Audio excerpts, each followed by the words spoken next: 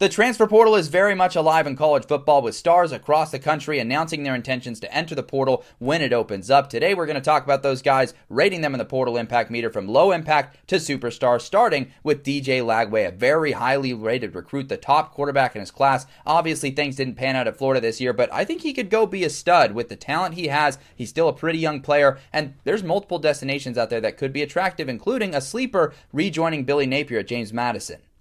Notre Dame backup quarterback Kenny Minchey is entering the portal after losing the starting job to CJ Carr. This is a guy that I think could go be a star elsewhere. He's still young, got a ton of eligibility left, and he's from the state of Tennessee, which is why I think the portal market might reflect that, with teams like Memphis, Tennessee, maybe even Vanderbilt being in the mix.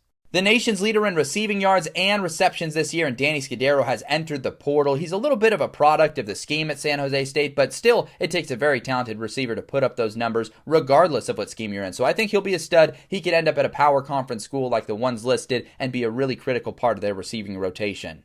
Buffalo standout Victor Snow has entered the transfer portal. This guy is the real deal. He's done great stuff for the Bulls these last couple of seasons. I think he'll be a star, and he could end up in a number of places, including maybe Syracuse and Rutgers, keeping it local, or maybe a school like UNLV. He started his career at Nevada.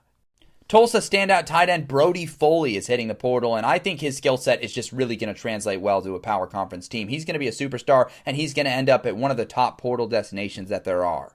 ECU starting quarterback Caden Hauser is back in the transfer portal after being one of the nation's leaders in passing yards for the Pirates this last year. I think he'll find himself back in the power conference ranks where he'll be a starter, but I'm not sure if he'll be much beyond that. We already saw him at Michigan State. Yes, quarterbacks can develop, but I feel like I've seen this story a time or two where a guy goes to the group of five, maybe comes back up too early, and probably struggles. Penn State defensive back Elliot Washington is in the transfer portal. He's a guy that I think could go be a stud. He did admirably well this season considering the awful circumstances Penn State was surrounded by, and he could end up in a number of power conference schools. Virginia Tech also one to keep an eye on with the James Franklin connection. And finally, we've got Braden Atkinson, the quarterback at Mercer, has entered the portal after a phenomenal freshman campaign. I think he's going to be low impact at the FBS level. We've seen this a time or two where a guy maybe gets a little antsy and tries to make the jump a little too early. He still threw 11 picks this year, including 4 in their playoff games, so I'm just not sure it's going to translate super well.